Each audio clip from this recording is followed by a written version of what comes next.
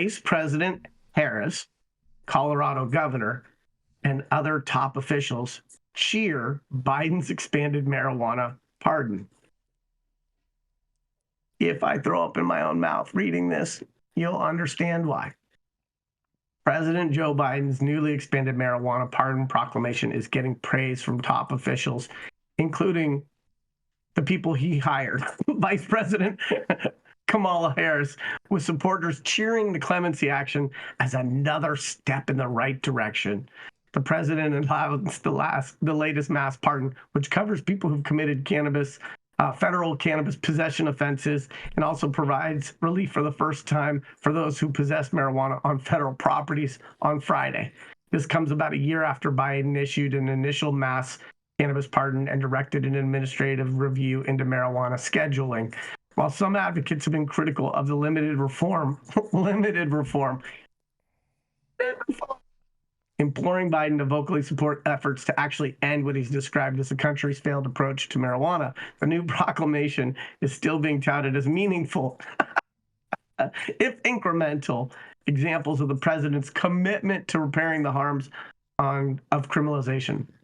Bullshit. The pardon will help thousands of people by making it easier for them to find a job, buy a home, and get an education, the vice president said in a statement following the announcement. President Biden and I have been clear. We must continue to change our nation's approach to marijuana and reform the criminal justice system. As I've declared many times before, no one should be in prison simply for smoking weed, Harris said, joining Biden in a call for governors to follow suit with state-level cannabis relief. President Biden and I will continue to work to address historic inequities and racial disparities in federal drug policy and sentencing to make sure that our justice system truly lives up to its name, she said. Here's how other officials, lawmakers, advocates, and others are reacting to the president's pardon. And there's a list of them. And every single one of them is just rah-rah cheerleaders. And every single one of them are Democrats. But I'm going to read a couple of them, okay? Representative Adam Schiff, who I like, but allow me to just read off his bootlicking statements. The president's actions will help reduce barriers to employment, housing, and education, Schiff said. This is an important step towards decriminalizing marijuana nationwide. Katie Porter, who brilliantly took down banking executives in some public hearings. Our nation's so-called war on drugs has ruined enough lives and hollowed out entire communities, Porter said. Glad to see this welcome step from President Biden making pardons possible for thousands of people convicted of use and simple possession of marijuana. Oh, God. I'll give you one more. Chuck Schumer, the majority leader who sponsored legalization legislation, called the pardon a good step.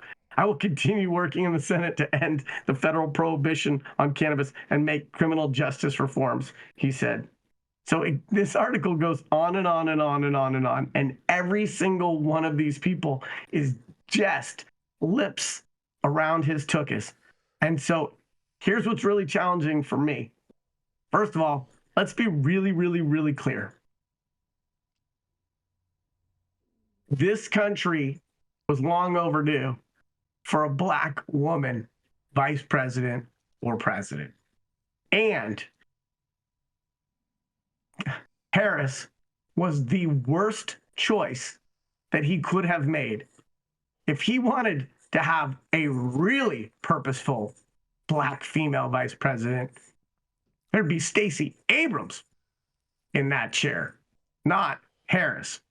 And for those of us who grew up in the area where Harris cut her teeth as a politician, she benefited greatly from cronyism and is not self-made, not a meritocracy, and was terrible in San Francisco. Absolutely terrible. So here we are. We've got this Democratic president a year later who has a drip campaign of incremental things that affect a couple thousand people, doesn't really move the needle, creates press releases, creates topics, fills up the news cycle, gives everybody in that party the opportunity to applaud and celebrate and blah, blah, blah, blah, blah, but really does very little very little for a very small number of people. And so here we are nibbling around the edges of big issues. Nothing bold, nothing courageous, nothing forward thinking. Incrementalism, too little, too late, with zero accelerated pace for true progress. This is Yarrow Kubrin, High at 9 News. What do you guys think? Oh man, yeah. I'll my favorite part was you talking trash about the Democrats. Agreed. That was my favorite part of this whole thing, and I'm glad that Matthew agrees on this too. But yeah, no, this is just painful, and the fact that they are touting this as like this major accomplishment. And granted, I don't want to look a gift horse in the mouth, because I'm thankful for anyone that gets to come home with their families that is a victim of the drug war. So I'm all in support of that. But the amount of showboating, okay, I feel like that we're at the boat parade on Lido Island right now. It's insulting to those of us who have more than 3 IQ points. It's insulting to us that understand the gravity of the real problems and realize how modest these efforts are.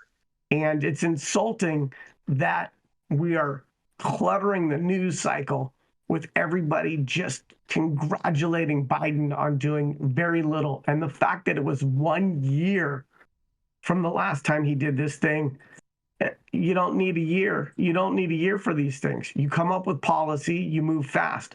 They say that the first 100+ days in a presidency is where presidents get the most done. Yep. And Biden has taken these reforms and treated them like a drip campaign for PR so that he can ride the headlines instead of the outcomes. And it's insulting to those of us who studied public policy or that have half a brain.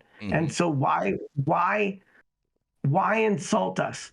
And so I just, it's deeply disappointing. And again, he had the worst choice of vice president. That she's one breath away from the presidency is terrifying. I've followed her career since she was a DA in San Francisco, and she cut her teeth on the dog mauling case.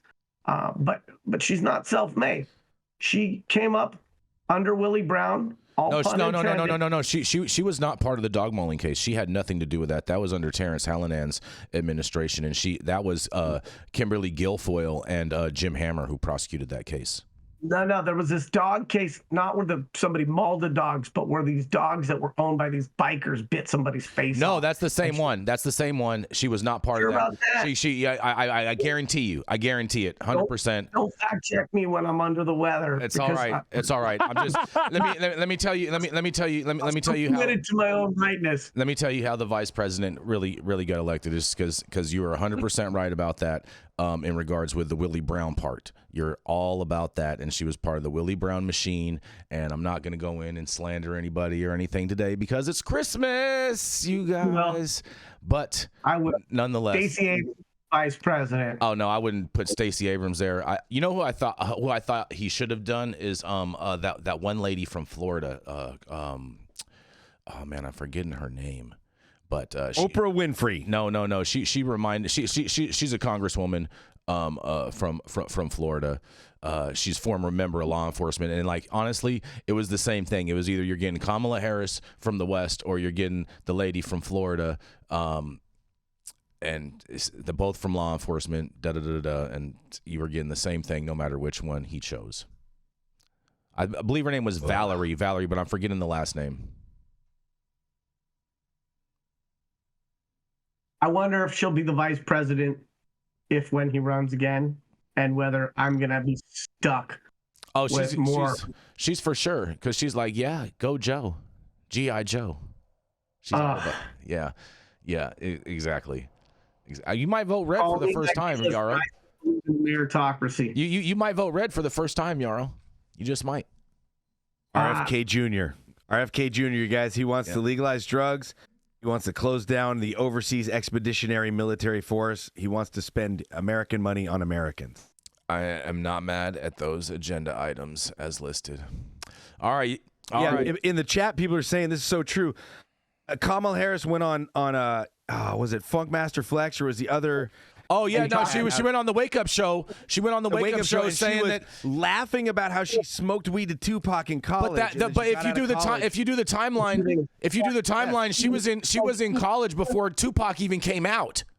So that's a total lie. On that, she was in college smoking weed, and she got out of college, went to San Francisco. I don't buy and that. Started imprisoning my friends. I don't My believe friends. I don't believe for a second that she smoked weed in college. I don't believe that for a second. I don't buy that. I don't buy that she smoked weed for a second. I think she was totally lying about all that. That's a total made up story. And if you look at the timelines when Tupac first came out and the songs that she's talking about, she was not in college back then. Stop the cap. That's all total BS. All right, and just placating to left wing voters that aren't thinking about anything.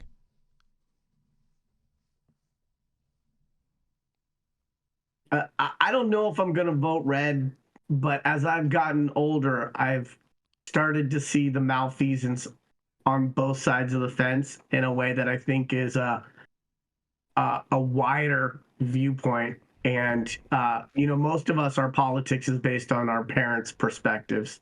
We inherit most of our political views. That's just the majority. Mm-hmm. I think as I've gotten older, my views have shifted, but I think the Democratic Party has also shifted. And I keep waiting for the Democratic Party to find its balls, and it doesn't seem like it has them. It's the party of eunuchs. Yep, they're too busy cutting them off now. Well, the Democratic Party is not the left. The folks on the left have no actual option for electability. The Democratic Party is the center-right, pro-corporate, pro-war party. And then they use a couple of identity politics issues to masquerade as if they were leftist shape or form, but they're not. Mm-hmm. If they were representing the left, they would be pro-free healthcare, anti-war, etc., etc. Yeah, and Bernie and Warren would have run, and Hillary wouldn't have run, and Barack wouldn't have been the most hawkish, drone-striking president in the history of the country. And you're absolutely right.